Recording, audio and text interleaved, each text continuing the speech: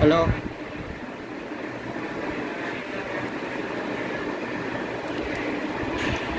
hello,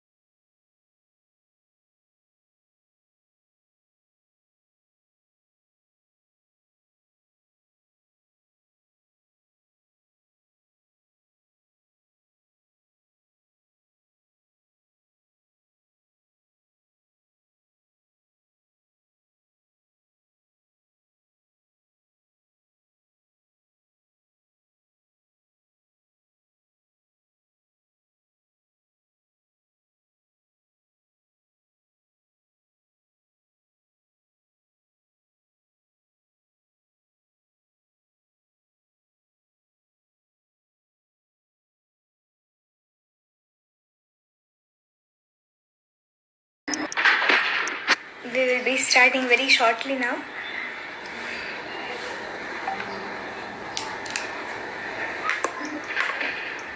We will be starting very shortly now.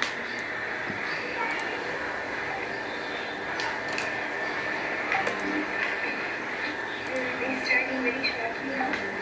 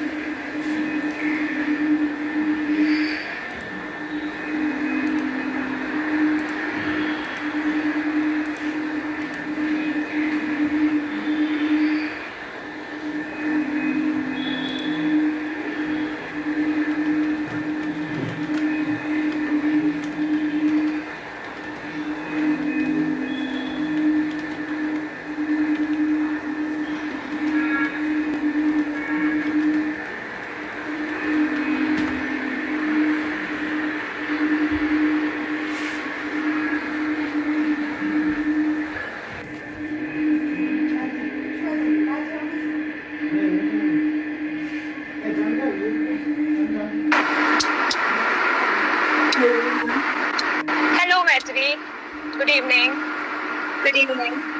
Good evening. Good evening. Good evening. So our audience here is very excited to have you today on our platform, and to know your journey and to know how such a young person has achieved such humongous success in the field of literature. So, starting with a short introduction about you. Stuti Chawle is one of the best-selling authors in our country. She is the author of wonderful books like On the Open Road, Three Lives, Five Cities, and One Startup. And her recent is the book called You Only Live Once, #YOLO. She is going to grace our stage today and inspire the audience. And her personality is going to grace our stage today and inspire the audience. And apologies, and her personality is diverse, but putting it into a few words, I can say she's warm, she's life-affirming, she is funny with a great sense of humor, and she is a person who loves interacting with young people like ourselves. So welcome, ma'am. We are honored to have you today. Thank you so much, Maitri. That was a wonderful and very honest introduction. So I think without any further delay, I'm very excited. Let's just start with all the amazing questions that you have and address also the audience who will be joining in here. And just a little disclaimer here. So when we planned this event, I was supposed to be, at some other place, and then I had to suddenly travel. So currently I am on the highway. So I'm happy that I'll be taking some questions from, literally on the open road. on the open road. So it's pleasure. It's a happy coincidence, we can say, that your first book was called this, and now you're interacting with us on literally the open road. And it shows how dedicated you are. To be honest, it's the first time that I'm doing this, and it's the first time that I'm actually. So I think so many people are right now working from home. We are kind of working from road. Yeah, it's kind of on the road. So I just hope the network bears with us. Yes. Starting with some obvious questions. First of all, the audience here would like to know, how did your journey start? Because there's always a beginning to certain things, and then there is a middle, and there is no end to writing. It's an infinite journey. So we would like to know, how did it begin in the first place? Okay, so to be honest, it actually began in 2016. So I always wanted to write, but I wasn't very sure as to, what is it that I want to write about. And plus, when it comes to writing, I wanted to make a career, and I had no idea how does one make a career in writing, because it's not a very conventional career, and plus you don't have a lot of role models around you.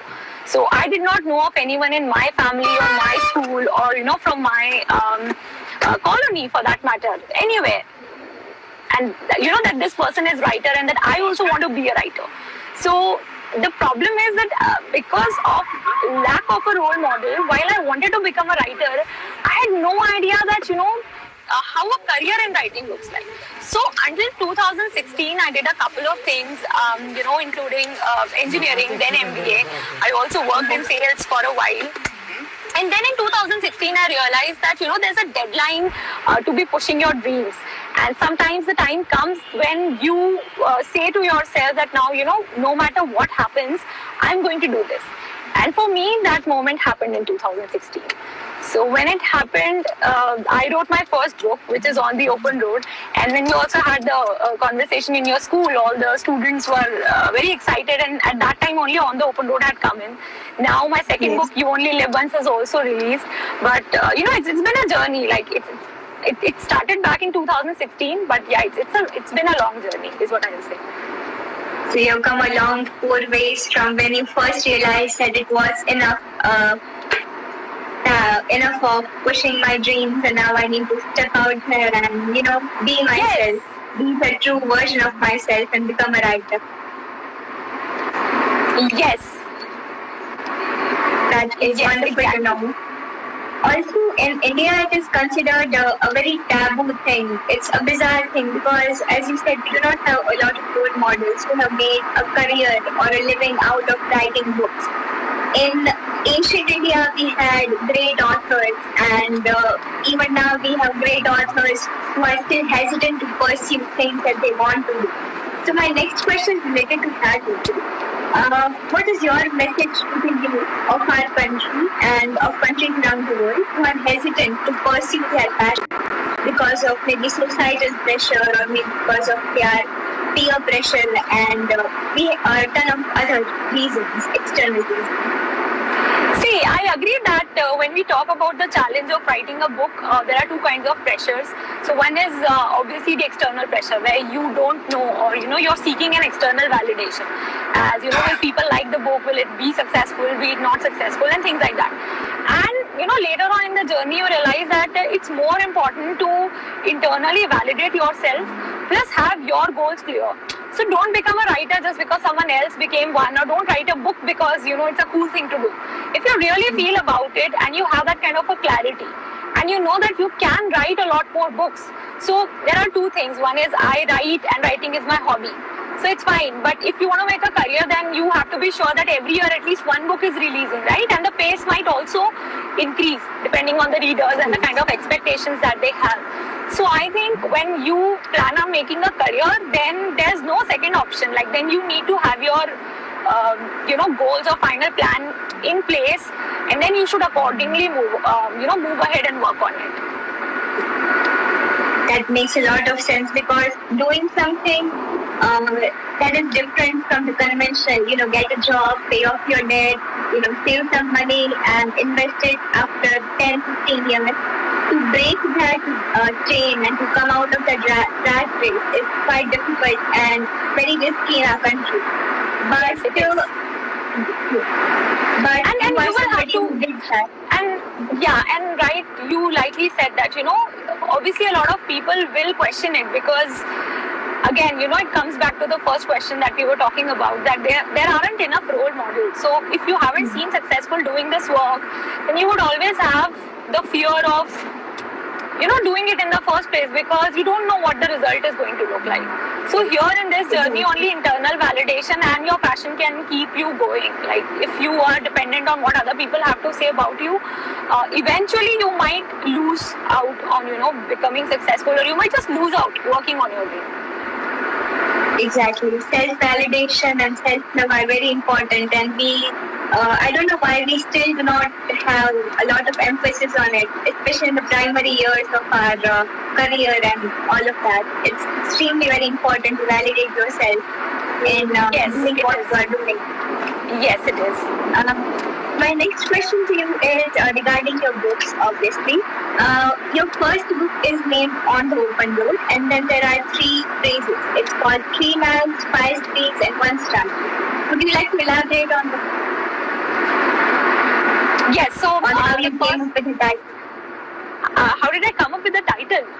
Yes, and why is this the title? The 3 phrases, they intrigue me a lot, personally. Okay, so the first answer is going to be repetitive, because when I came to your school, everyone asked me that, what's the reason behind this title, On the Open Road. So for me, On the Open Road as a title was, literally on the open road and metaphorically on the road. Literally because the 3 characters, they actually walk out of where they are, and they take a journey, or they travel to reach where they are. So this is like, on the open road in a literal sense. And in a metaphorical sense, on the open road represents possibilities for me. So an open road can take you anywhere, and it might lead anywhere. You just don't know, but you're there because you're seeking something, or maybe you're looking for something you don't know yet. And at times we have to unlearn a couple of things in our life, because some kind of things are so hardwired that to think of something new becomes very difficult. And that's the time in our lives when we actually hit the open road. So for me, the title kind of justifies in that way, that how Myra, Kabir and Sandy take that journey, and they are on the open road, quite literally and then metaphorically. You Only Live Once it's very funny how the title came up. So the working title of the book was something else. The working title of the book was By the Deep Ocean. And then I spoke to a lot of people that, do you like this? And someone told me that, it sounds like some book which talks about marine stuff, like, what is there inside the ocean. It doesn't look like fiction to me. So I was like, yeah, obviously this title might not resonate. And then I realized with my first book that a lot of readers pick up the book basis the title. So then I ran a survey in which I had two titles as choices. One was obviously By the Deep Ocean, and the second was one was You Only Live Once. And then I also asked people that why they chose this title. So everybody said that, in that survey, everyone said that, You Only Live Once is a very millennial term. And while you're putting a question mark in front of it, it actually raises a whole question mark on the philosophy of You Only Live Once. And that is what the book also does, that it asks you that do you only live once? So obviously the answer you'll find in the book. Yes, and it's a question mark. So it's sort of intriguing. Plus, because it's such a millennial concept and then you're putting a question mark to it, we are again more interested. And my readers were all millennials. So I thought that if this is going ahead, with the story, so then it culminated into the top, title, You Only Live Once. But originally the working title was very different. So it's very important to know the demographic that you're working with before doing anything, maybe a startup or a book or just anything. I think it does help. So with the story, you might not want to do that because story is a very original piece of work. And it's a very novel thing. Like it should come from your mind. It shouldn't be driven by what other people want. But I think when it comes to title, a writer can be a little, accommodative of the audiences as well. Yes. Definitely. I was, I had researched about you previously also during our first encounter, and I did a little, refresh before the second encounter, and I came across a wonderful thing, that is, you travel a lot. You have traveled to over 13 plus countries, that is over 13 countries, and they were all like mystical lands full of mysteries and full of things that will be teaching us different things. Am I audible? Yes, you're audible. So, yes, of course I have.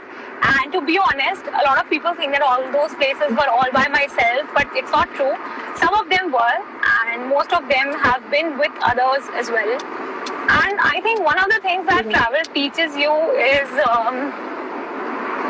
it's very difficult to come on to one thing that travel teaches. I think travel has a lot to teach you because when you move out of your life, when you move out of your home, your comfort zone, you explore and you see so many things. You see that, there's this way how people talk in this particular country, or this is the kind of food that somebody eats, or, this is the kind of sunset that you've never witnessed before. So it actually opens you up to a horizon, it opens you up to a plethora of opportunities, and I would say just opens you up to see so many things and absorb so many things. So I can't really boil it down to one point as to, what travel does. I mean, travel is magical, and everything which comes as a part of the travel kind of enriches you, it enriches your experience, and then you become better as a person, is what I felt. So I think everyone must travel. Yeah, of course. A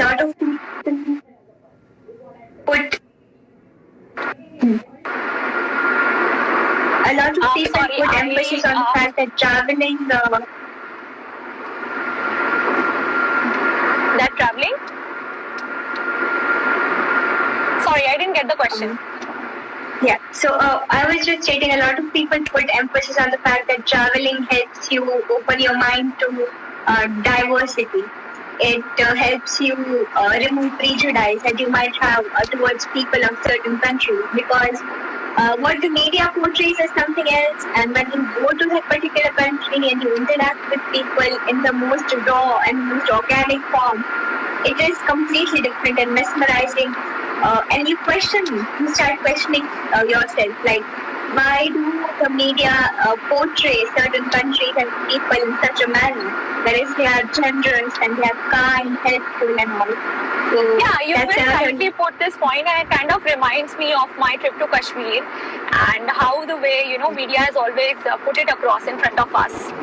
Of course, not the social media, but the mainstream media, and everyone thinks that, it's always a curfew there and people are not very happy and things like that. You feel that they're always fighting, or there's something or the other going on, or there's a bomb, there's some sort of nuisance happening. And that all happens because you consume a lot of mainstream media and they talk about these things. So it's only when you actually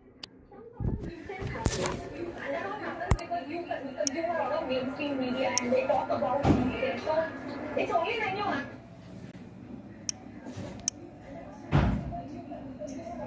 So basically, we would like to know some of the book recommendations by you.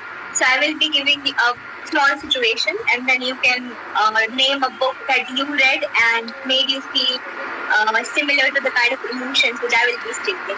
Wow, So that you've first done of all- nice research. Huh? That's a good thing. Very interesting. Yeah. So a book when you want to smile. Sorry, I missed out. There was a network glitch. Can you please repeat? Yes. So the first situation or first emotion is a book when you want to smile. Tuesdays with Maury. Tuesday with Maury, wonderful. A book when you want to, practice self-love. Okay. The Alchemist. Okay. A book when you want to ugly cry, like cry your. It might sound a little.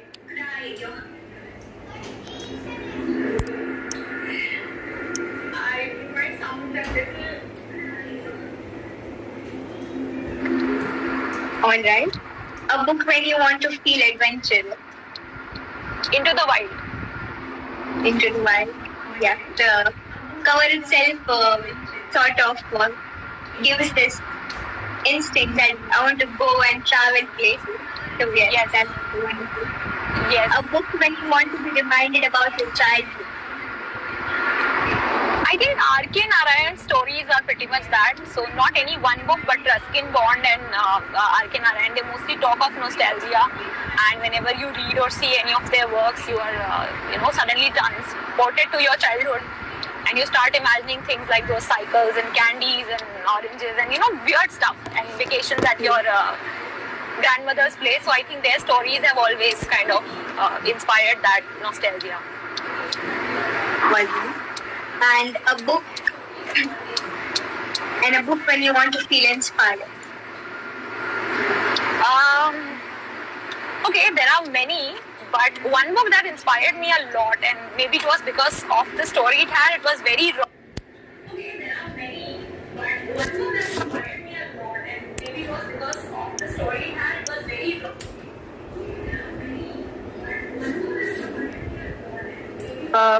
The name of the person is picture_taker27. So his question is, I had a question from one artist to another. That's wonderful. What were your resistances? And did you ever face any writing blocks while you were writing your book or while you were writing your books? Okay, I'll just read the question again because I couldn't get it. So, hello, picture_taker27. I had a question from one artist to another. Okay, what were your resistances? Did you ever face any blocks while you were writing your book?